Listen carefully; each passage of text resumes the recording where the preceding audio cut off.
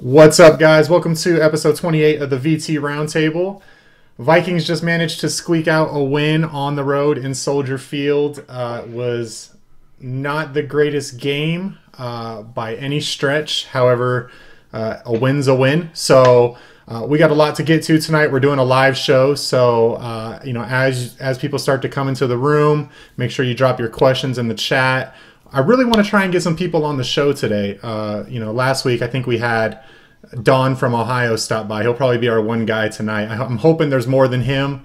Not that I don't like Don from Ohio, but we want to hear the opinions of all of you people out there. So please, we're going to drop the link in the chat once we get going. You can use your webcam and a mic to come on the show, share with us your thoughts, your questions after today's game, and it'll be fun. So I guess let's jump right into it. So Drew missed the first half, and we were basically telling him you really didn't miss anything at all. It was 3-2 after the first half. It really felt like the Bears kind of, I don't want to say dominated, but they definitely controlled the game in the first half.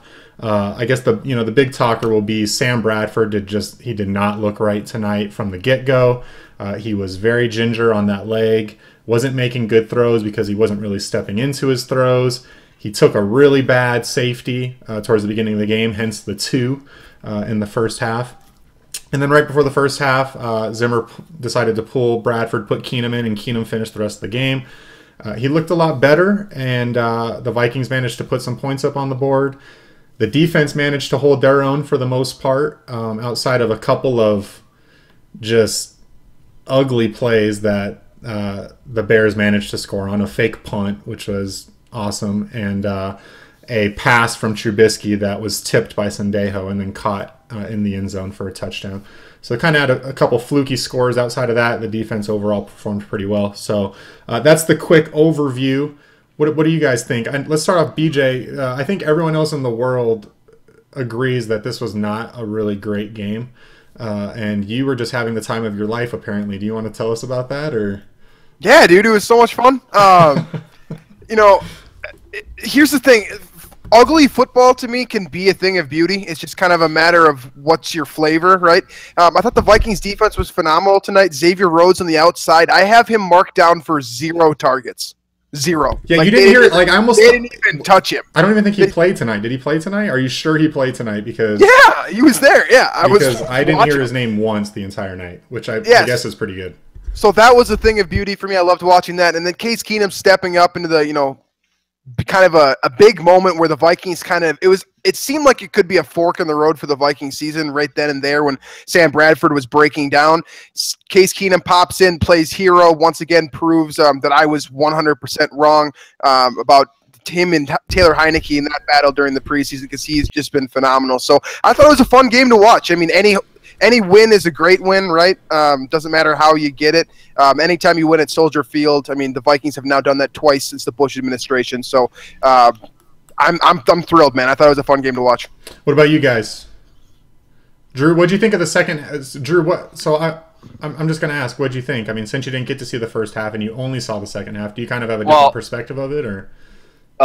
Literally, as I sat down on my couch after class, Everson Griffin got the strip sack, so it started some good vibes, and then I immediately saw Sam Bradford fold like a freaking cheap, tent chair when he took that 1 sack and basically was pushed from the game. That was brutal to watch, but it was funny how it was a tale of two halves. I thought, at least from what I heard about the first half, and I saw the score, and I saw my social feed and everything. The first half there was absolutely no offense being played on either side, and then you see the second half where some points were scored, some drives were sustained.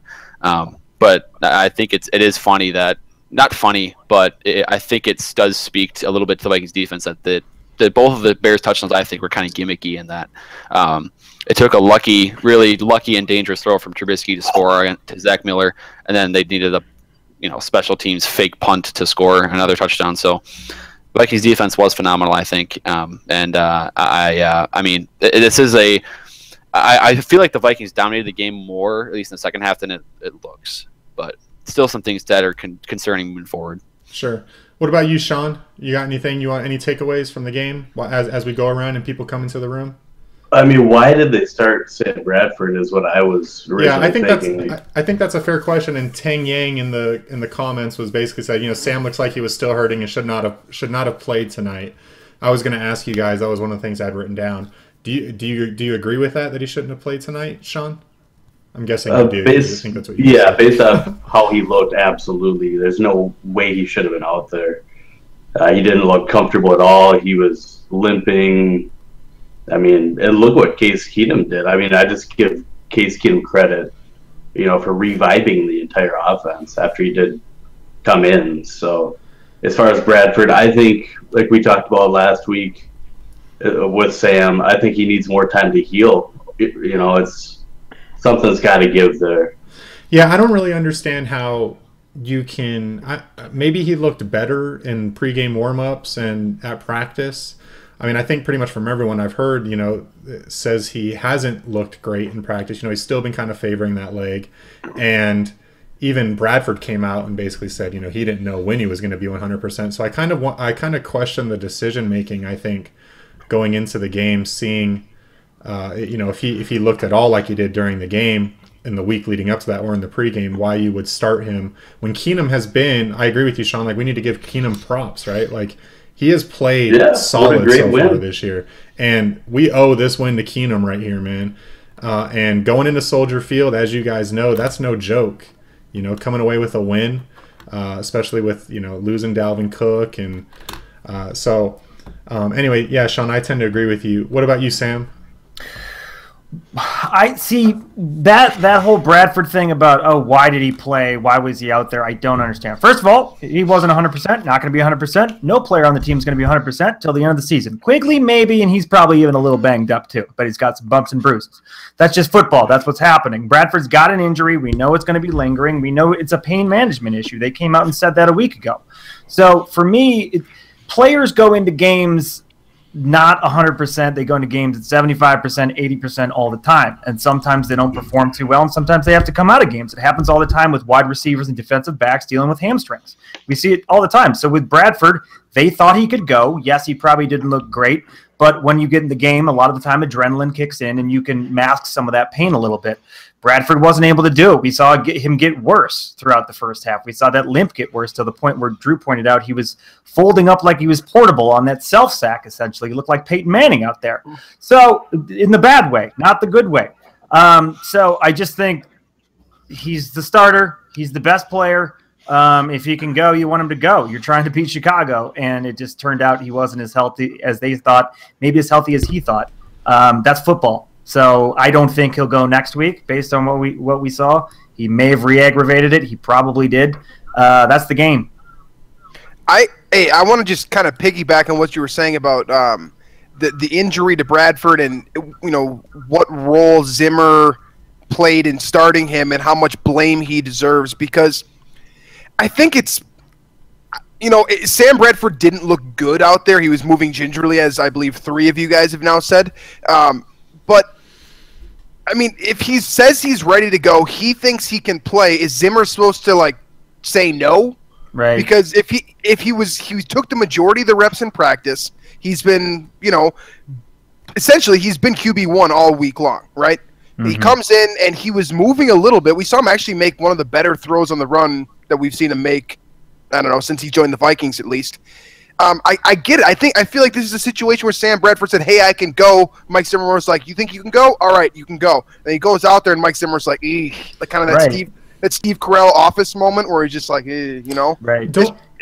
Don't you have a responsibility as the head coach to not just take your all the guys want to play. All the guys want to be on the field as much as they can be on the field, especially with Teddy Bridgewater looming. You know what I mean? So right, Bradford. I hear you. Yeah, it's up to Zimmer to make the call, but people were talking about this responsibility as if it was irresponsible if he was putting him in danger. Dude's got a bum knee. Okay, it's not a head injury. He's not going to die. Yes, he may re-aggravate it. Yes, it's going to be a problem the rest of the season. Come on, guys. It's football. Okay. Hey, Sam, it looks like someone wants to get in. Will you monitor Guess who? that person? Oh, okay. All right. Hello, Donald. Obligatory Don from Ohio appearance. What's up, Don? Can you hear me? So is it duck, duck, Goose, or is it Duck, Goose. Gray Duck? Duck, Goose. All right. Thank you. Gray Duck.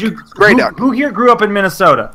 It's Gray Duck. I did. I grew up in Minnesota. It's Gray Duck. See, I don't even get this Thank you. joke. Hold on. What's the joke? Nor did I. The celebration. Yeah, I get it, but what's the? So there's something other than Duck, Duck, Goose? Which, Yeah, it's Duck, Duck, Gray Duck in Minnesota. That's So how it is. Why? That's just Adam what it is. Minnesotans are weird. what is Adam someone West- are weird. a gray duck? Adam West Yeah, explained yeah. it. What the hell is I'm with wrong you. with you I'm guys? with you. Get out of here. It's Duck, Duck, Gray Duck. You guys are out. Adam West explained Out. it on Twitter. It's because it comes from a Swedish proverb, and the literal translation is gray duck. Hey, Okay, first of all, Yeah. BJ doesn't even know what to call himself. Is it Robert or is it BJ? And he's trying to tell us it's Great Duck. oh, says the guy who went by Judd Zolgad's hoodie for like years. Yeah, well, This And, is all well, true. you know what though? I got to give a shout out to the Vikings. That was like the first decent group celebration I've seen. It got a little Yeah, messy. that was It got a little phenomenal. messy towards the end there. You know, kind of. The Eagles one yesterday was good. The baseball one.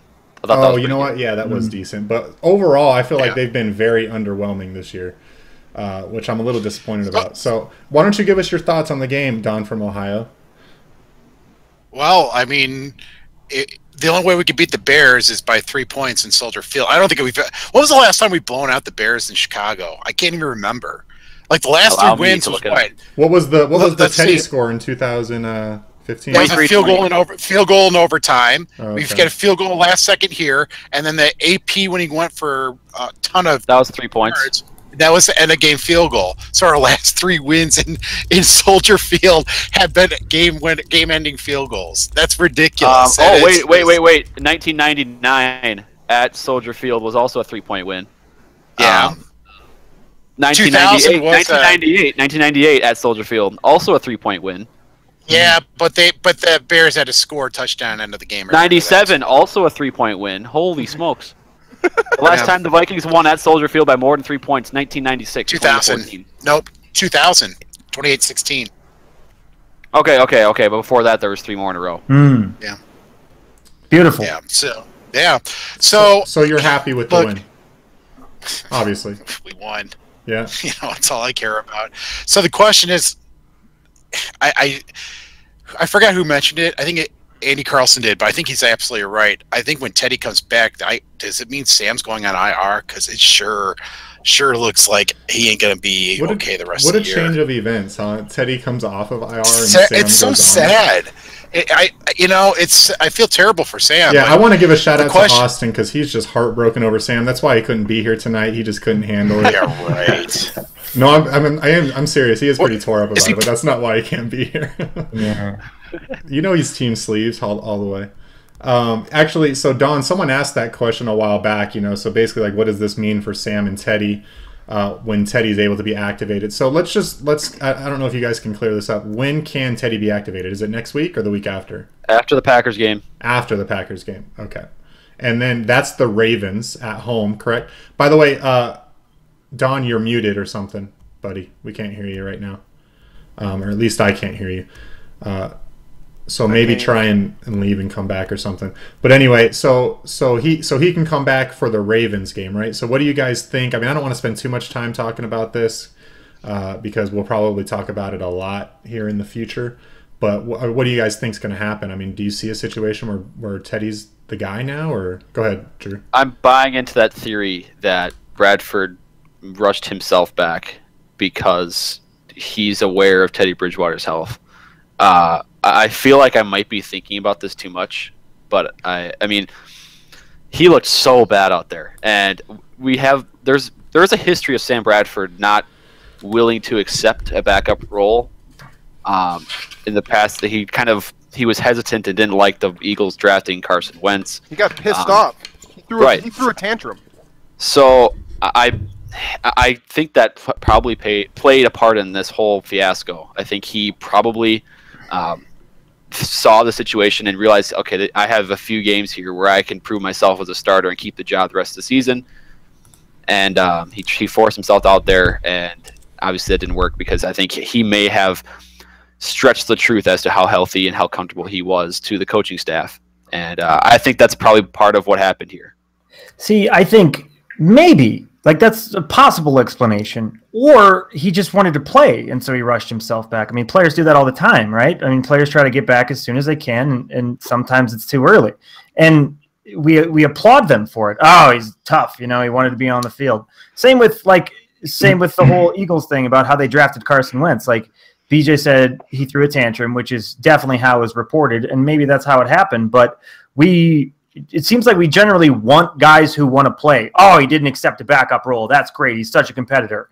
But then sometimes when it's quarterbacks, it's the other way around, that they're not accepting a backup role, and so we fault him for it. I bet he does want to play. I bet he doesn't want to be a backup. I subscribe to what you're talking about here, Sam, but is it just Sam and Teddy that kind of fall in line with your thinking here? Like, just in general, do we think, like, do we also do, do we also get pissed off about quarterbacks not accepting backup roles if it wasn't Teddy and Sam?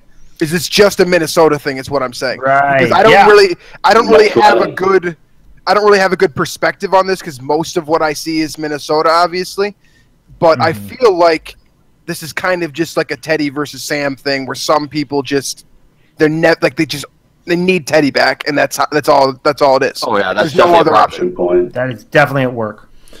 Is it crazy to assume that the Vikings would go with Case Keenum over Teddy? No, that's what's going to happen. Because I mean, initially, that's what's going to happen. Again, Keenum has been playing very well. I mean, last week was kind of a rough. Are you okay? Are you okay, Brett? Why? What happened? You're suggesting potentially playing Keenum over Teddy Bridgewater? Well, listen, I've always said the best case scenario for the Vikings is Teddy sits out this entire year. As Team Teddy president, as Teddy fan number one, I want what's best for Teddy, and I think that's probably to sit out this year. Long term, I think that's what's best for him. And so I just kind of wonder, like with the way Keenum's playing, if Bradford can't go the rest of this season, do we find ourselves in a situation where the team decides to go with Keenum over Bridgewater and makes Bridgewater the backup QB and puts Bradford on IR? Initially, Keenum is going to be the starter week 7 when Bridgewater is activated, and everybody will go bonkers because you're starting Case Keenum over Teddy Bridgewater. But he hasn't practiced with the team in over a year. It's been pretty much 14 months since he's practiced with the team, I believe. You can't expect the guy to be ready and get a week of practice in and all of a sudden be out there, not be rusty, and be comfortable running a new offense with new receivers. And it just doesn't make any sense. And no quarterback would be right to that situation. Sam Bradford took a week off last year when he was added to the team, and Sean Hill started. So at least 1 week, probably more. I would expect after the bye week is when they'll be comfortable starting Teddy if they feel that he's an upgrade over Case Keenum, which he is. But yeah, absolutely. You have to make Teddy earn it again. You can't just be given the spot after being gone so long, like you said, Drew. You have to make him earn it. How do you earn it at this point in the season? Well, maybe it's based off injury if Bradford can't go and Keenum gets hurt. Yeah. But if maybe Keenum will play himself out of the starting role. But I really don't see that happening the way he's been playing. Sure. Okay. Sam, did you want to say anything else on the QB thing? I don't want to spend too much time talking Teddy v. Sam. Yeah, we can move on then. Oh, okay. Sam, I'm curious because you seemed kind of surprised. Yeah, I'm not saying you can't. I'm not saying you can't. I said that I think Keenum will start. So. Oh, you said he'll start over Teddy. No, I agree with you that he'll start initially over Teddy. I think if he started the entire season, I'd be surprised. I think give Teddy a few weeks to work his way back into. So Purple Rain Sean says, how many games does Keenum have to lose to start Teddy in that situation? One. DSR says 2.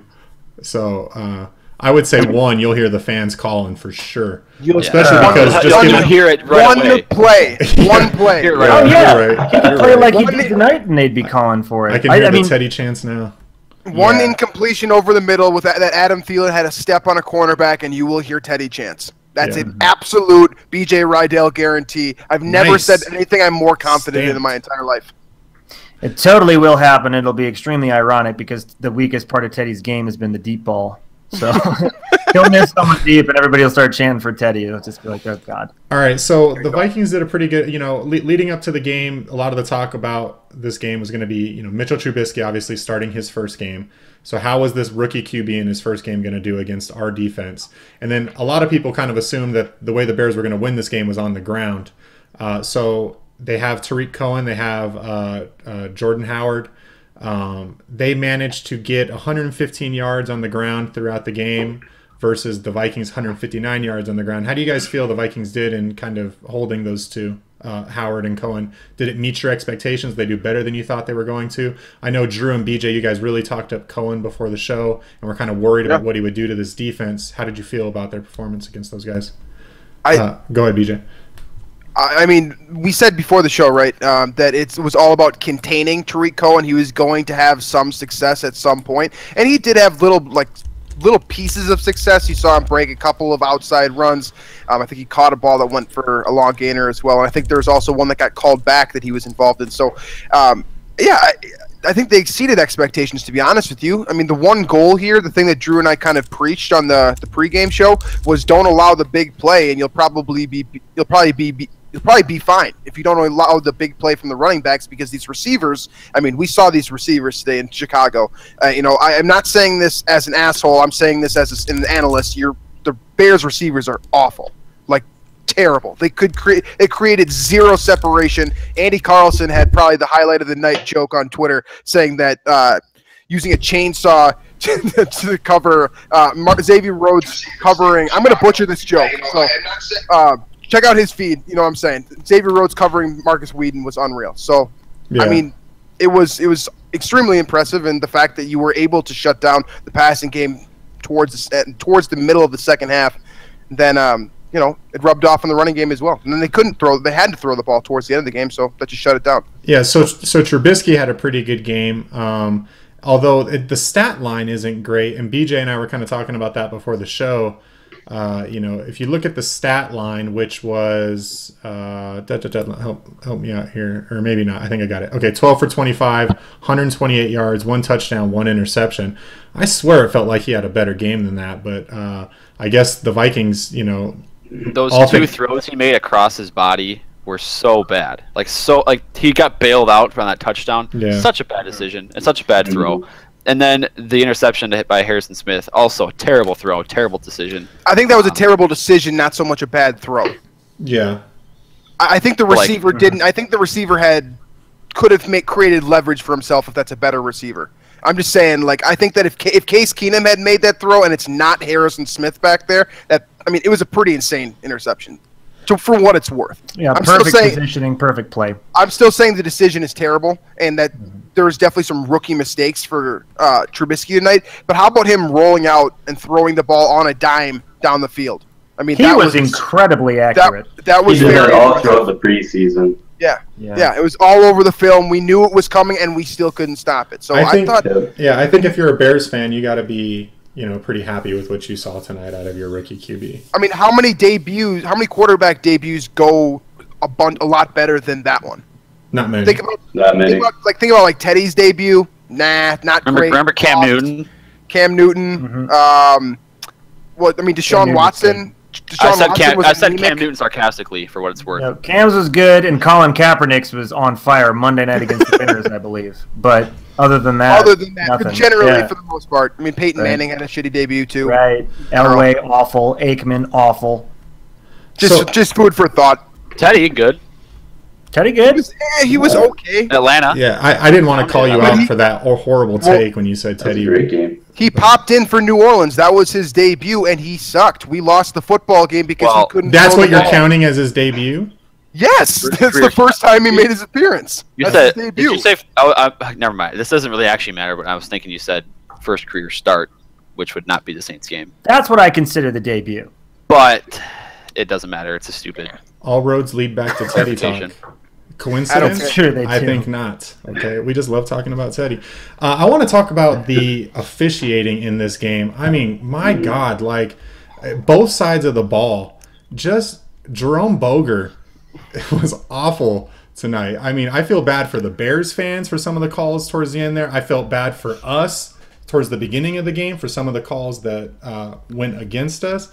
I know, like I said on the last show or maybe the show before, like it sucks to talk about the officiating because there's nothing you can do about it, so you just kind of have to move on and accept it.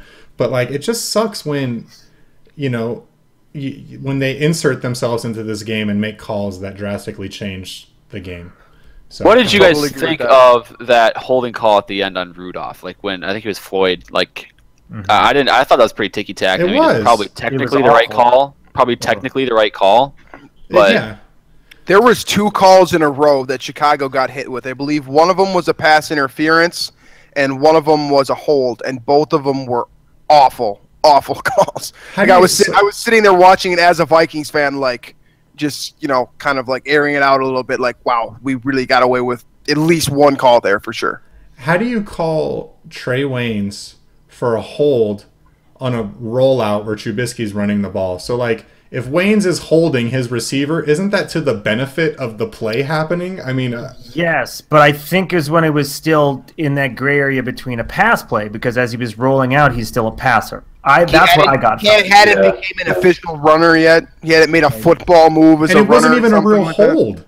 No, I mean it was like a barely hold, and it still got called. It was just ridiculous. Dude, Jerome Boger just likes being the center of attention. That's just he's always been that way. So let's talk about our running backs. So like I was saying, I think the Jerick McKinnon and a Latavius Murray and CJ Ham obviously combined for 159 on the ground. McKinnon obviously had his best game of the year. He showed a lot of bursts tonight. Change of direction. You know, he was breaking tackles. He had the long run. Obviously, that was one of the Vikings scores. Slowed down there towards the end, and I know we all held our breath, worried that he was going to get the ball stripped out of his hand on the 1 yard line. I was so scared of that. Scared. But he managed to make his way into the end zone. So what do you guys think about the running backs tonight? And I guess I'll couple into that offensive line run blocking. Who wants to kick us off on that? Sam? I just want to say, if I could, I just want to say one thing quick. Tonight was the night Jerick McKinnon won me over. I've said a lot of hurtful things about Jerick in his career, and I still think he's the least dynamic kick returner I've ever seen in my life. Watching him return kicks reminds me of watching Mark Madsen launch threes. However, as a running back, I thought he was tremendous. I mean, he has the shiftiness, but just his toughness in finishing runs. That's what I saw tonight. Granted, again, it was against a team that was just devastated by injuries. You know, they should have run the ball that well, but the fact that they did was encouraging to me. He had that one long dynamic play. McKinnon, I think, made a real good case to be the lead back. It hurts to talk about it, but can you imagine what Cook would have done tonight? Oh. I mean, I was thinking about that too. But I think we all were. Rip. Yeah. I not to toot my own horn, but I kind of thought this was the way it was going to play out with Murray Brett called this pregame and McKinnon, and it's not a slight against Murray. I just haven't been really impressed with any time I've seen him come into the game so far this season. You know, I know he's still been working with the injury too. I just feel like he runs really tall and kind of slow, and I just feel like McKinnon. I know McKinnon hasn't been great either, and he like collapses at the first hit. You know, more often than not. At least that's what we've seen a lot this season, and maybe a little bit of last year. But I just felt like he offered a little bit more than Murray. I thought, you know, his familiarity with the team would make him a little bit more of a weapon, and I think, you know, he did a good job tonight. I think all those things came through. So. Can I vouch for Murray? Because I too, because I like what he did today too. Oh, no, I know you guys like Murray, and I'm not saying I don't like Murray. I just I'm like talking McKinnon. about tonight though. I'm saying specifically tonight. I enjoyed his performance tonight. I thought that he was. I think when I was tracking and I lost track because when Jerick McKinnon kind of took over, but I think he was around 50% efficiency as a rusher, getting 4 yards or a first down or a touch. Well, he didn't get a touchdown, but for the most part, I mean, he was grinding out yards, falling forward, doing a lot of the things that we expected when we signed him. Right. So I was pretty impressed with Murray. Obviously, McKinnon was, you know, the banner today, but I think that they can be a good 1-2 punch together, and maybe Latavius Murray actually is just a glorified Matt Asiata, kind of like a 2.0 version. That's fine if he runs like he did tonight, in my opinion. So do you see? Hey, can I pose a question to you guys? Yes. Guess what Jerick McKinnon's yards per carry was if you take away the 58-yard touchdown. Wait, can you do that? Because I've been told you can't do that. 3. 1.2. This is why we hated Adrian Peterson for so long. It's because his yards per carry was inflated by long runs. This is what his 2015 season was predicated on right here. What about yards per touch, though? McKinnon receiving out of the backfield is a different dimension. Sure, okay, yeah, I'll give you that. But on the ground, what do you think his yards per carry was? 1.2. Yeah, 1.8. I'm going to say it was 2.4, but which is lower than Murray for what it's worth. Sure. Yeah, Murray was 4.2 today, wasn't he? Something like that. No, he wasn't. Murray was 12 for 31 for 2.6. Oh wow, I thought Murray played well. I feel like those numbers don't reflect He how well looked they explosive, Murray. Yeah, I thought Murray had at least 2 8-yard carries, I think. He turns his back to the defense every play. That's a weird little quirk that I haven't seen before, but whatever. Yeah, I thought it was a nice 1-2 punch, and this was the plan before Dalvin fell in the second round. Right. You know? So it's like That's what I've been trying to preach. Yeah. I think kind of like our impression versus what the box score says. First of all, very important distinction. Always something that I will always preach: to not believe the box score, and this is a perfect example of that. I mean, I think the Vikings played very well situationally tonight, and that's probably why our impression versus the people who read the box score in the morning is considerably more optimistic or better overall. Because I do think McKinnon had a couple of very big carries aside from the 58-yard touchdown, and I think Murray was actually pretty solid. So I guess don't believe the box score. I don't know. Yeah, this game feels weird because all around the box score doesn't seem to represent the player's performance. I don't know. Where'd he go? Yeah, I don't know. That was weird. I was going to jump in here. I think if anything, like Sam said, McKinnon at least proves that he's capable of handling more touches going forward. At least more of a 50-50 split. I think that's an important distinction too, because remember when, like, rewind 3 months when McKinnon said that he bulked up 15 pounds so that he could do that, like in the event that he needs to be the featured back and he can take more shots. I mean, was he not looking for contact tonight? Looked like the bus. Yes, that was the impressive thing for me. Then and on top of that, he was moving the pile as well. He wasn't just searching out contact; he was hitting it with authority. Yeah. Right, and that's so huge that getting those extra yard or two on those runs and make it 3rd and 4 to 3rd and 2 or something like that. I don't know. I just think it changes the game. I do too. So how do you guys? Yards after contact stat is pretty important in my opinion. It's also very overlooked because it's not like mainstream, right? But it's not mainstream, but it's also not like advanced enough. Where it's like average yards after contact per 3rd down or something like that. You know, it's right in that middle zone. After adjustment. Yeah.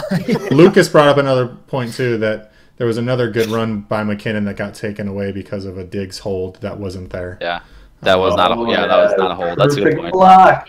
So stop trying to diss McKinnon after the best game of his career, Drew. Okay. I'm not trying to diss the man. I'm not trying to diss the man. He is coming off probably the worst game of his career, and now he just had the best game of his career. Well, maybe last year against the Bears. No, last year against the Giants was probably McKinnon's best game, right?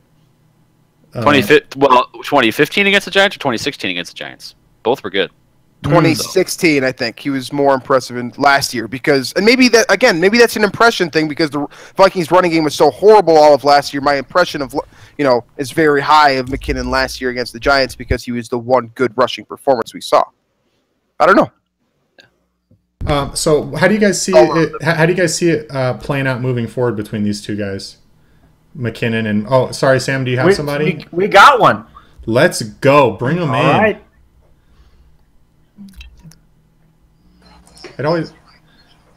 Hello, sir. How are you? Hey, hi. Well, my name is Lucas. My thoughts on the game was that, there was a TD from Jet. He played very well. But there's the thing that we always get caught up in early celebrations. It was the Diggs TD against the Bucks, and we almost lost that TD because we start celebration earlier than we should. And I don't know. Yeah. Also, I thought that Murray, he played not very good, but he wasn't bad at all. He did what he was expected to do. He did his job. And that's it. Agree with you. So, Lucas, hey, I got to ask, man. Well, first, thanks for stopping by. Where are you from, man? Man, I'm from Brazil, but That's my awesome. surname is Dutch. So we've got Brazil and Australia now on the appearances on the roundtable. I like We're global. Worldwide. How'd you become a Vikings fan then? Well, I started cheering for the Minnesota Timberwolves, and then like last year, and I watched the previous year, the season that Blair Walsh missed that field goal. But we don't talk about. You stuck by the team. All right. With the team then? Wow. Yeah, that was a good introduction for you into Vikings family. So The NBA, it's the curse. It's the curse. the NBA is more global, huh? Just the fact that's kind of my big takeaway here is that you kind of picked up on the Vikings because of the Timberwolves, where here it's sort of the reverse in Minnesota. Like I feel like most people are Vikings fans. More people are Vikings fans than Timberwolves fans. Drew, can you attest to that, maybe? That's probably true. Yeah. So, Lucas, first, do you have anything else to add, or because I was going to ask you a question, but it sounded like you were about to say something. Another thing, it's that Zimmer. I thought that if we lost this game, it may be on him because it was a very bad decision to put Bradford out there because basically he knew that. He knew that he had a good knee. He didn't have a good knee. So I like you, Lucas. That's exactly what I was saying, but these guys didn't agree with me. You're obviously an intelligent young man. All right, so it looks like we got someone else trying to come into the room. I'm going to ask you a quick question, then I'm going to let you go. So who is your player of the game today? Who are you giving the game ball to? To Jet. To Jet? All right, man.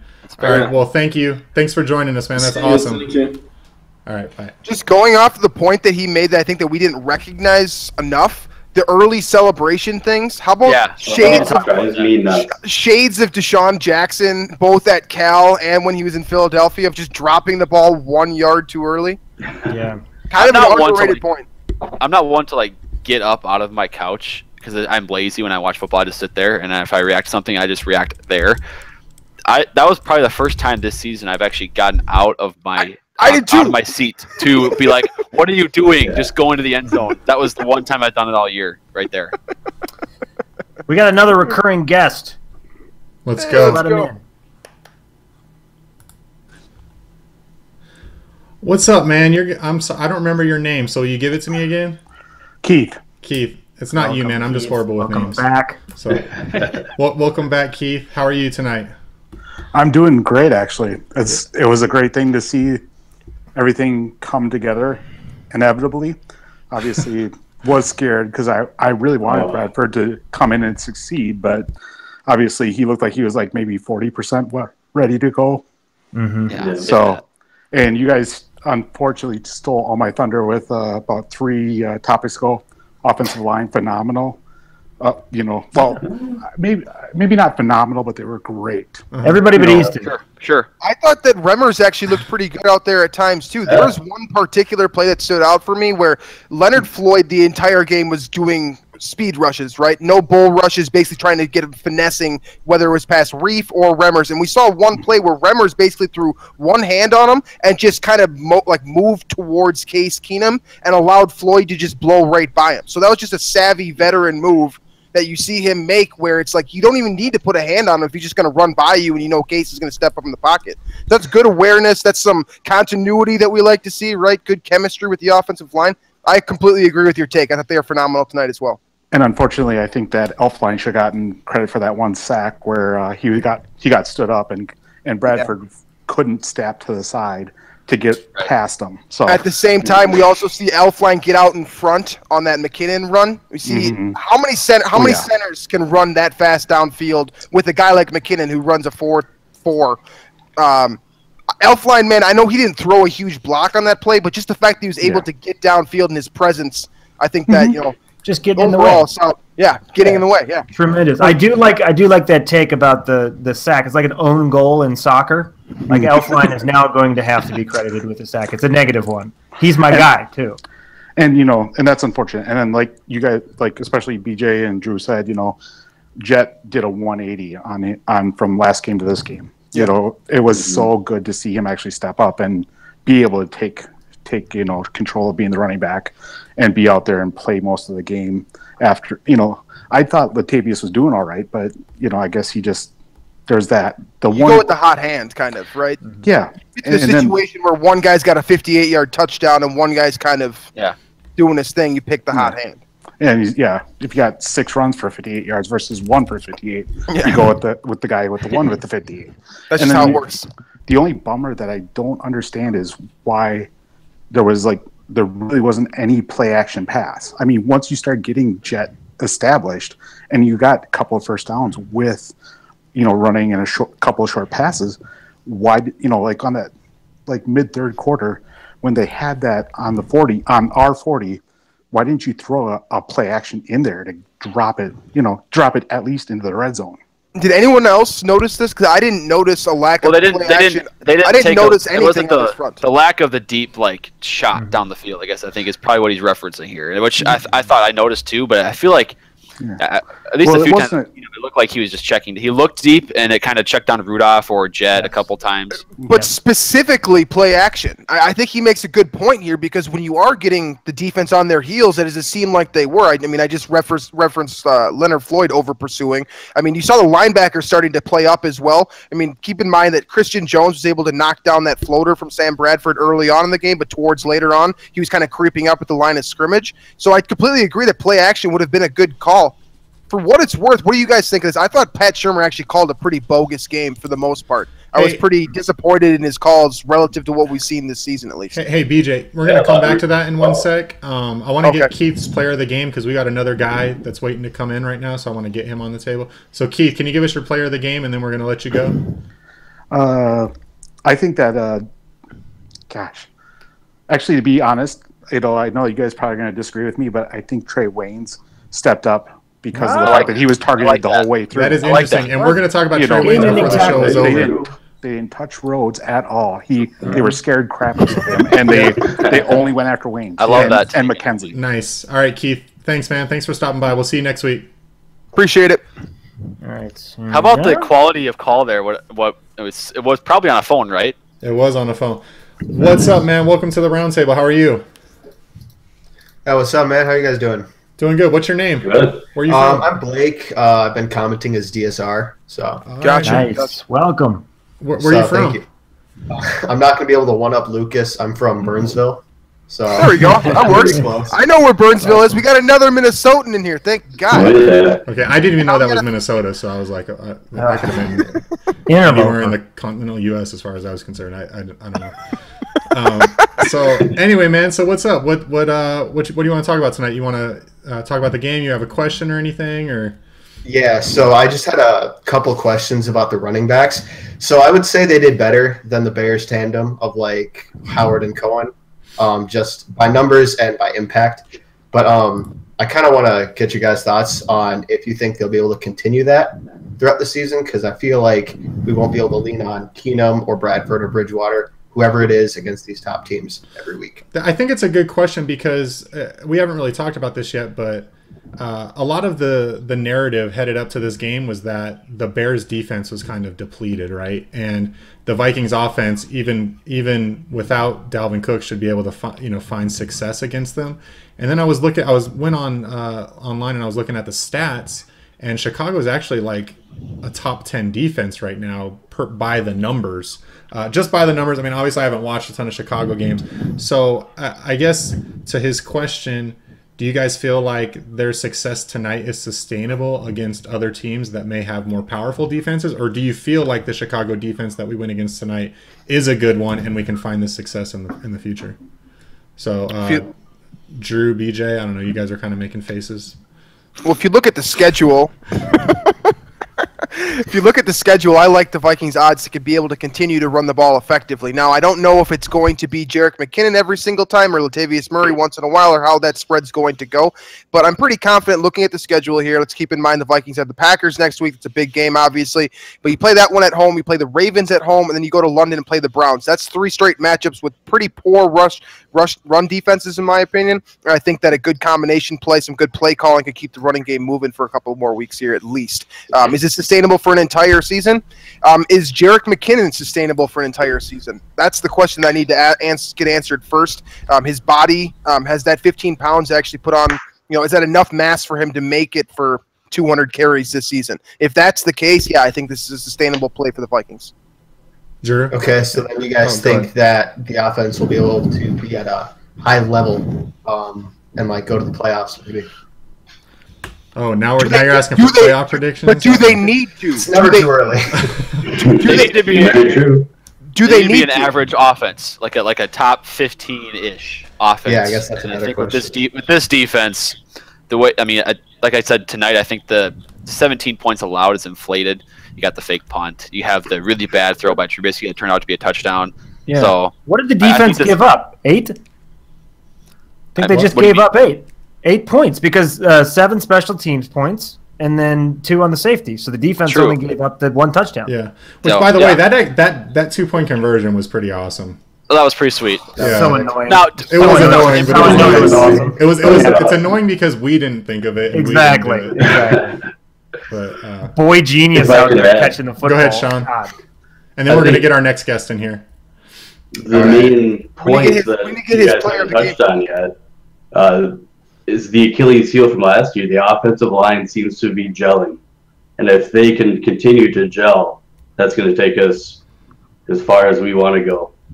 Yeah, I don't think anyone can be disappointed with what we've seen from the offensive line yet. Our last guest said they were phenomenal, and then he backtracked that and said good.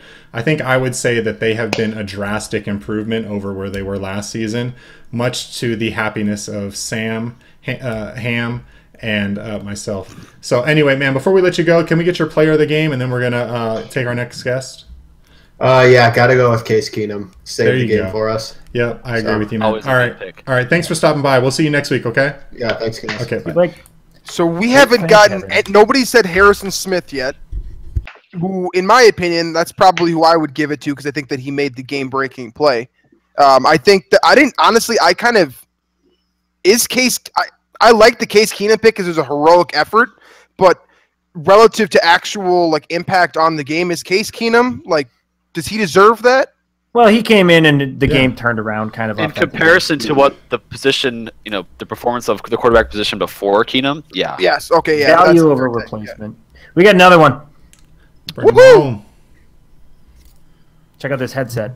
Yeah. Oh man, Yes. this guy's. Oh, the green. How's it Welcome. going, man? Hey, how's it going, guys? Pretty good. What's your name? Where are you from?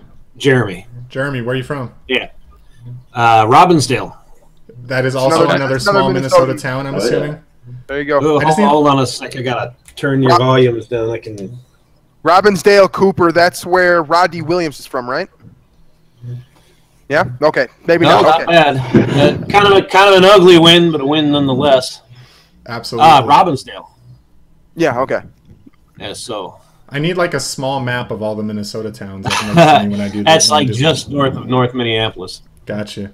So, so what do you want to talk about tonight, man? You got any questions, or you want to talk about anything Well, in it's, specific? Or? like I said, it's kind of an ugly win, but it's a win nonetheless. You guys hit most of the good points of the game. I'll bring up my parts that I didn't really like. Like I that. love It's all the stupid penalties and kind of clutch situations. Yes. My Never question going for you outside guys yet. is: do you think our season is sustainable if they keep doing that kind of crap? Well, how have we been the rest of this? Boger is working the games or not? Right, Jerome Boger. If we get him again, we might be in trouble. But how have we been the rest of the season? Because I feel like we've played a relatively good season. Dude, Everson Griffin is Pittsburgh good for was a bad. Well, it's just like some of the penalties I see in the game tonight. Like the defense would have them completely, long, 3rd and long, and they a holding penalty, and they give them a first down on a penalty. So maybe Everson Griffin is good for a jump pretty much every Yeah. week, and I'm okay That's with okay. that because Yeah, that's that's okay. how he plays. He's That's an fine. aggressive. You okay with that? He's an aggressive edge rusher. That's kind of like he Yeah. tries to get off the snap early. You take some. Yep. You don't do that on 3rd and 4, though. You don't do I that know. on 3rd and 4. Okay. Situation. Let me rephrase. I'm not okay with it. I'm saying I accept it given the rest of how he plays. That's how he plays football, and if that means one 5-yard penalty per game, generally it's not going to come What do as you guys situationally think we horrible. can beat Green Bay? That's- Yes. Hey, we're having such a I was good, like, we're having such a good time here, man. Do you really want to talk about that? I think they can beat Green Bay if for nothing else they play drastically better at home. Yeah, and that's what I was going to say about the penalties, right? I mean, 2 games isn't necessarily a trend, but their 2 away games, it seems like, is where they've had the bulk of their penalties. So maybe that's just something we need to look at moving forward, is being more disciplined on the road. Luckily, the Vikings do play the Packers next week at home, so maybe they'll. Can we just say that, Aaron Rodgers plays a lot like Mitch Trubisky in that he's able to extend the play by manipulating. Hey, whoa, chill. Listen to what I'm saying. Hold on, you need to say Mitch Trubisky plays like. Clarify this. Listen to what I'm saying. Clarification is needed right now. So much clarification. He plays like Mitch Trubisky. Mitch Trubisky and Aaron Rodgers play the same style of football. football. Mitch Trubisky plays like Aaron Rodgers. You can't say Aaron Rodgers. Why not? Why can't I say it? They play the same style of football? That's like saying. I'm not. That's like saying the big brother acts like the little brother. Mm-hmm. You know what I mean? Like that, it doesn't work that way. I might have to snip this out and give it to Packers fans. Just let them run with it. Like this could be. I don't understand. Literally, this comp was made 3 months ago by Daniel Jeremiah. I'm just making the same thing after watching his appearance. And now the point here, did not intend on getting on an Aaron Rodgers discussion. My point here is that the Vikings did not handle Mitch Trubisky when he got out of the pocket. Now, he bailed them out a couple times by being inaccurate downfield. Aaron Rodgers is not going to do that. You must have brought up a good point. Everybody's got an opinion on this. Yeah. God. You guys haven't seen Trubisky throw to his left yet. That's true. This is true. Force him to his left. But he was great throwing on the run. I mean, seriously, is anyone going to deny that Mitch Trubisky was not great throwing on the run? And that's also something that Aaron Rodgers excels in. That's the comp I'm making. BJ, I wasn't. BJ, obviously, we understand what you're saying. It was the way you phrased it. Yes, it was your phrasing. That's what we were getting. That they play that he played like Aaron Rodgers. Aaron Rodgers plays like Mitch Trubisky. That is playing it. So insulting to him. Okay, I'll take that. I accept that. That's all we were saying. Reverse. So if I reverse the order, it's fine. Yes, it's better. It's still not good. How about a player of the game from our friend here? Yes, friend. Caller, player of the game. I forgot your name. I'm sorry. Just smiling. Caller, are you there? You're live on the air. Okay. Who was your player of the game?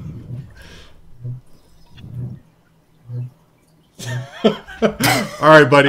He's thinking. I'd have to say Smith. He came in the clutch. If it wasn't for that interception, I don't think we would have won. That was BJ's call there. That was the player of the game. It's good. Yep. All right, man. Well, thank you for stopping by. We're going to let you go. We appreciate you coming on the roundtable. All right. Okay. Thanks, you. guys. Yeah, man. Bye. All right. So I want to get back to Trae Waynes really quick because he was picked as a player of the game, which I thought was quite interesting. I'm not saying he's wrong. I feel like Trae Waynes struggled, and I'm also president of the Trae Waynes fan club. So me saying how many fan clubs are you president of? I got a lot of fan clubs. Brett is in the fan club. He just likes fan clubs. I love fan clubs. Yeah. So I don't know. What do you guys think? I mean, I was kind of joking in our Slack group, calling him Big Play Trae.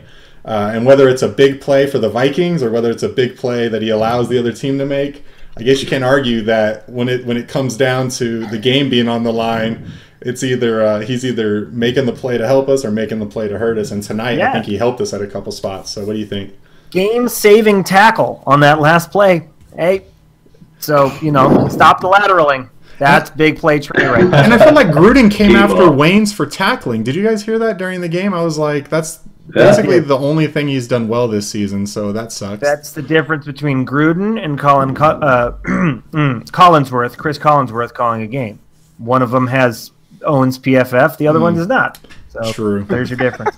I don't know, but one of them watches too much film though, so I kind of that misstep by Gruden was weird to me because that seems like something that he would generally point out the opposite, right? He'd be like, Waynes has been horrible in coverage this year. Don't get me wrong, but man, his tackling has been phenomenal. And then make some ridiculous analogy afterwards. Wait, what did John Gruden say about Waynes? Was this before? He said he was a really poor tackler, and if he was the Bears, he'd keep running right at him. Yeah. Yeah.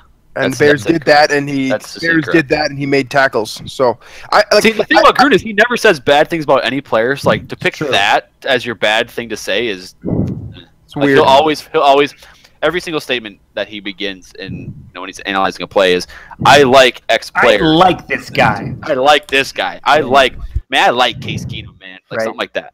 My theory is that Tony Romo is actually making John Gruden better. as a commentator this season.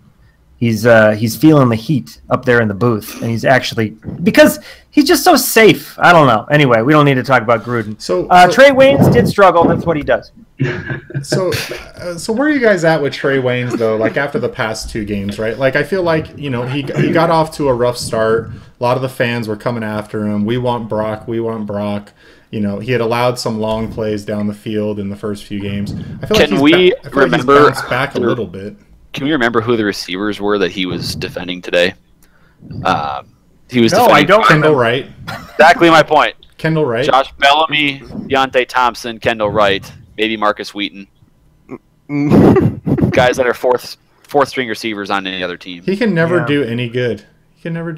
He's always in the right position, though. He played. It's fine. You can't make any conclusions based off of this. Well, if you average out the cornerback play, we're good, right? Well, Mitch Trubisky only threw for 125 yards, so I'd say I'm excited. The coverage chart will be fun to do this week. I'm excited for that. Yeah, 125. 125 yards, which I know Sam, that's the same reaction we keep having. I feel like it was a heck of a lot more than that. He only completed 12 passes too. Yeah, wow, I feel like he completed 8 on the first 2 drives or something. Right. Oh yeah. Hey, someone just Teng Yang in our chat just brought up Tremaine Brock. Okay, he's on pace to be the worst Viking of all time. I'm serious. Are we making? Okay, can I say something? Hey, Chris Cook would like to have a word with you. Can I say something about Brock? Tremaine Brock when's the last time he was a special teamer? Going back to San Francisco, probably like 5 years ago, 4 years ago. Fair, yeah. So special teams mistakes by him right now. I feel like the Vikings should be playing him out there at special teams, but maybe I don't know. It just seems weird that they're playing him on special teams when he clearly hasn't been a special teamer in several years. Is that a result of them activating Jaleel Johnson? Because then, like another special teamer, I know Curse wasn't active. Yeah, that hurt too. Did you on the very first punt of the game? Mm-hmm. We missed a tackle and Curse.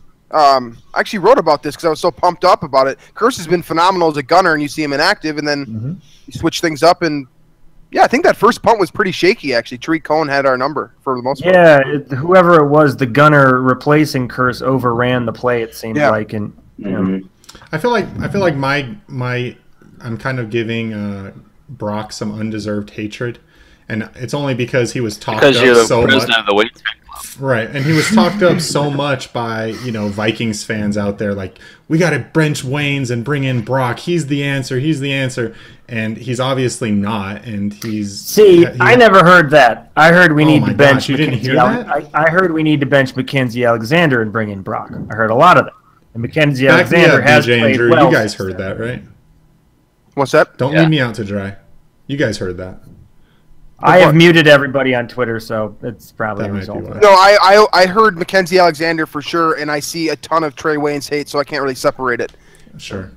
But I mean, DSR, the guy we had on the show, basically said, watch Trubisky's highlight reel. He was basically targeting Waynes all night, which is true. But at the end of the day, game plan, though. At the end of the day, I mean, we've said this all along, right? You have Rhodes on the other side of the field, so you're never going to have a quarterback come out and attack Rhodes. He's going to attack the guy on the other side of the field, which is Waynes. So, all things considered, 125 yards in the air for Trubisky. I know Waynes allowed some plays, but I also think he had a few big plays in big spots that helped the Vikings win this game. So, I'm willing to give him a C on today's game. C+. Are we unfairly grading Trae Waynes this year because of how good Terrence Newman was last year in the same role? I think we're being a little unfair to Trae Waynes, but because I think we are too. A number 2 cornerback is not supposed to be a lockdown guy. He's supposed to be a contained guy, and I think that, with exception to the big plays and the one stupid penalty, Waynes has been sufficient, right? So 2 comments in the chat. Mac Alex has been good, and Mac hasn't struggled like Waynes.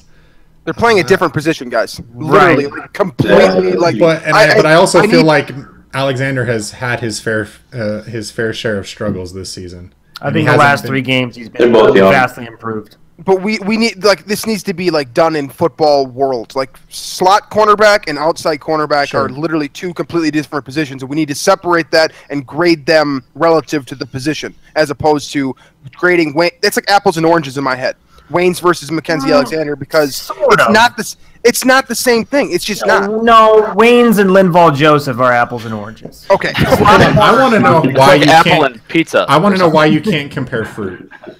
Okay. Well, Apples I know, and but oranges are both fruit. We can they're compare definitely them. different positions, same as like flanker and split end. But and there's probably more differences from that comparison. Flanker, but, that's a term I haven't heard in a long time.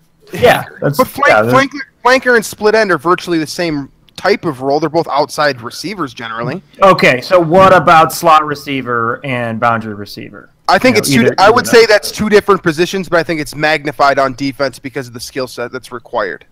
Does that make sense? Is that a fair? Is that fair? Sure. Yeah, I think they're definitely different, but it's also like Alexander has played some outside corner this year. Yeah, he has, and he has struggled on the outside a little bit this year, and obviously last year because everyone remembers the Alshon Jeffrey touchdown on him. But yeah, I thought he actually did okay outside this year, but I don't know. I think overall, I'm pretty satisfied with I don't want to say I'm satisfied with Waynes because he has been crap at points, but I think we need to give him a little bit more. He's been commanding about 8 to 10 targets a week. So if he's allowing 50 yards, that's not horrible. That's like, what, 7? Year position, too. What's that?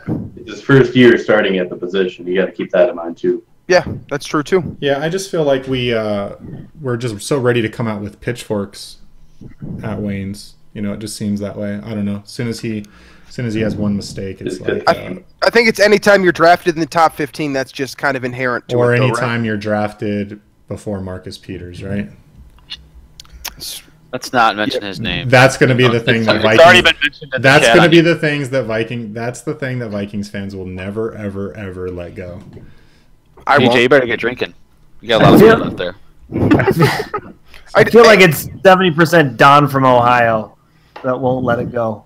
So, all right, guys. Well, before we wrap this thing up, is there anything else we want to talk about? Do we want to preview a little bit to next week's game, or anything we need to talk about on this game before we move on? The Case Keenum versus Aaron Rodgers showdown. So we're pretty sure it's going to be Case Keenum. Would that be everyone's prediction at this point? I would be shocked if it's not. Has to be. Bradford looked dead. I would say it's Keenum too. So, so what sort of chance do the Vikings have next week with the Packers coming to town? They have a chance. Oh, okay. That's about all I can say about it. Great. Yeah, that's about all I got too. Defense has to be really, really good. Yeah, exactly. So there is a game, and both teams will play, and both teams have the opportunity to win, is what you're telling me. You are getting it. Nailing Analysis. it. Analysis. I mean, honestly, they're probably going to lose, but I don't know. I mean, I do think they play so much better at home, and they beat the Packers at home last year, and I think they're a better team this year than they were last year. Yeah, he was with Bradford, and Bradford The historic performance from Bradford was one of his lights-out games. Yeah, I've got on that subject, I've got a closeout thinking question. This is a critical thinker, right? So Nice. Sam Bradford essentially played on one leg tonight, correct? Yes. Yeah, you guys will give me that? Yeah, okay. Is he better on one leg than Blake Bortles? Than No. Blake Bortles on one leg or on two legs? No. On two legs. No, Bradford was awful. I'm telling you, it's- so it's- like you it's guys were giving me a hard time in the chat because I was like, we need to bench Bradford now. Like, why are we waiting on benching Bradford? One, he's obviously hurt. He's not throwing the ball well, and every snap we leave him out there leaves him more open to further hurting himself and missing more But time. was he worse than Blake Bortles? He didn't throw any big sixes. Right. He threw 0 interceptions. He almost had like a butt fumble sack, though. Yeah, where he had a butt almost. He ran into Okay, his I've never line seen and someone laid down. more So unwilling Mark to take a Sanchez sack is than worse Bradford than him. tonight. What'd you say, BJ? So Blake Bortles, Mark Sanchez, Sam Bradford on one leg. Kill one, marry one, F1. Wow. What a change of events here in this conversation. Yeah, dude. I just wanted to open up a thinking question. You guys didn't want to get too in depth. I understand. That's fine. If you had Teddy in there, I would tell you who I'd marry, but I'm not even sure I can touch that. We knew that. We knew that. Yeah. Definitely I would like to marriage endorse material. the Blake Bortles Facts Twitter account. Yes, very good. One of my favorite Twitter accounts. Yeah. That's nice. Yeah, I want to read the one. Okay, right here. Blake Bortles and Tom Brady have combined for 5 Super Bowl titles, 4 Super Bowl MVP awards, 12 Pro Bowls, and 2 NFL MVPs. It's a fact. How can you hate on a guy with a resume like that? Awesome. That's good. All right, BJ, I'm not going to let that be the final question we ask tonight. So instead, I'm going to get let's do like a quick buy-sell. One player you're buying, one player you're selling after tonight's game. I like that. And then we'll end the episode that way because I will not allow what just happened to be the last thing people hear. So I'm going to do you first because I definitely don't want you going last at this point. So you go ahead, BJ. Your buy and sell, and then we'll move on. Okay, I'm definitely buying Case Keenum. I'm going to take the easy way out. I'm sorry. The reason why I'm buying Case Keenum is because I have been selling Case Keenum basically up until his start against Tampa Bay, and I want to, first of all, this kind of acts, this doubles as an apology. First of all, Mr. Keenum, I apologize for doubting your talents. You have so much moxie and so much competitive drive, and so I'm absolutely buying Case Keenum. I loved his performance tonight. Just coming out of the woodwork to basically lead I know we were winning at halftime, but basically a resurgent offense. It was night and day. It really was. So I'm buying Case Keenum, absolutely. I'm not really – there's not anyone that I'm selling hard on. I'll sell Tremaine Brock because he's crap. He hasn't done anything right. And that's not an exaggeration. He has done 0 things right so far. 3 targets, 3 receptions allowed, including a touchdown plus a 50-yard penalty, and now the block in the back penalty today. So that is what Tremaine Brock has brought to the table. I am selling him. Get him off my team. Sold. Sam. First of all, I'm buying BJ's atonement towards Case Keenum. I thought that was a very mature move on his part, and I'm happy that he can make that apology. I'm buying Jerick McKinnon just because what I said before. He won me over tonight. I think he made a case for, at the very least, split carries with him and Murray for the rest of the season. I thought he showed explosiveness that we've kind of been waiting for from him for a while. And I'm going to stay in the backfield, CJ Ham. But I know we got a break tendency, but maybe we stop running screens to CJ Ham. I don't know. Take it easy. Take it easy on South Dakota. I love him. College in South Dakota. I'm a Ham guy. Maybe the 1 or 2 touches a game rather than 3 or 4, whatever we got. Just take it down a little bit. All right. Don't lead off the game with a shotgun handoff. What was that? That was the most Vikings thing ever. That actually happened? Yes. Yeah. Play the game. Awful. Shotgun carry. Sean? I am buying my boy Andrew Sendejo. I mean, he had a decent game. He had a huge hit. I can't remember who he laid out there, but that Marcus Wheaton, wasn't it? Was it Wheaton? He just crushed him and Legal got hit. the penalty, but it was not actually a penalty, which I'm glad they picked that up. And he tipped that ball in the end zone, was in the right position, just had a bad bounce. So overall, I thought he had a good game. But I'm selling my boy Laquan Treadwell. At 41 snaps tonight, 0 targets, and my prediction of 50 catches, 750 yards, 6 touchdowns. I don't see that happening anymore. Well, half of those snaps were with a quarterback that literally could not throw the ball. It's a very good point. True, but the other half were with a quarterback who could. Yes. Yeah, still nothing. Michael Floyd seemed to have be able to come up with a catch. Yeah, he had a nice grab. That was nice. Big first down catch. Yeah, I was just looking at the Minnesota receiving stats, and I'm like, where's Treadwell? And I'm like, oh, yeah, he's not on there. I feel like you should have to earn yellow shoes like that. The salt. Like you can't. Yeah, that's true. That was kind of obnoxious. Like, is that allowed? I guess. They're very bright. Okay, Drew, buy sell. This is going to hurt my Sam Bradford, team sleeves brand that I've kind of built for myself somehow. But I'm selling Sam Bradford. I don't think he plays another snap this season. That was so tough to watch. That was so tough to watch. And I only got to watch like I'm gonna say, like, 4 snaps. You didn't even watch it, so what are you talking about? Don't pretend to be able to sympathize with us when you weren't even there. He took at the very end of the first half, and it was the most, it was obnoxious to watch. You saw the worst of the worst. Sure, yeah. I'm going to buy Everson Griffin, despite the offside. The strip sack, he the strip sack he had kind of changed the game around. I think kind of finally got the Vikings going. Gave him 3 points before the half, and he has 6 sacks this year now in 5 games. It's on a pretty good pace. Okay, I'm going to go ahead and buy Case Keenum. I wanted to try and come up with someone that hadn't been purchased yet, to be cool and unique, but I got to go with Keenum. I mean, Soldier Field on the road with all the history there, not being able to come away with a win, coming in when Bradford couldn't do it, and making the offense finally start moving. I got to go with Keenum, and then I guess with my sell, I don't know if we can do coaches, but I was going to go with Pat Shurmur. I was going to go with Bradford. That felt mean, but I guess I'm going to go with Pat Shurmur just because I felt like there were a lot of situations where we just got into really vanilla play calling again. Also, situationally, I didn't feel like we did really well tonight, and I'm not sure that that's necessarily on Shurmur. It might be a little bit on Zimmer, so that streak kind of continues, in my opinion. But I just really wasn't that impressed with Shurmur tonight. Maybe a lot of it was because Bradford was in the game, and there really wasn't much you could do with Bradford. However, as coaches, you knew that going into the game, so you kind of put yourself in that position. So I don't know that that's a great excuse. So anyway, those are my two. Let's go ahead and end this thing. We're over an hour. We appreciate everyone stopping by, the 40-plus people in the chat room that have been here the entire time. Shout out to you guys. You're awesome. And thanks to the guys that came on the show. We finally got a few people on the show, so that was cool. We'll be here next week. We got a morning game, I believe. Sunday morning against the Packers. We'll have our next live roundtable. Oh, yeah, for you it's morning. My bad.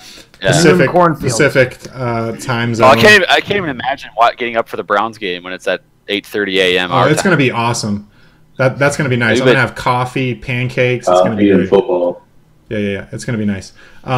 So, hey, if you guys haven't already, click the subscribe button. Click the little bell icon down there. After you click the subscribe button, you'll get notifications on your phone when we go live. Like today, when the pregame show went on, and it was still the title of the last show, you get to see all of the mistakes that we make, and it's really fun for you guys. And occasionally, you'll find us just staring blankly into the camera, not knowing that we're actually live. So, but anyway, thanks everybody again for stopping by. Share with your friends, like, subscribe, all that, and we will see you next week.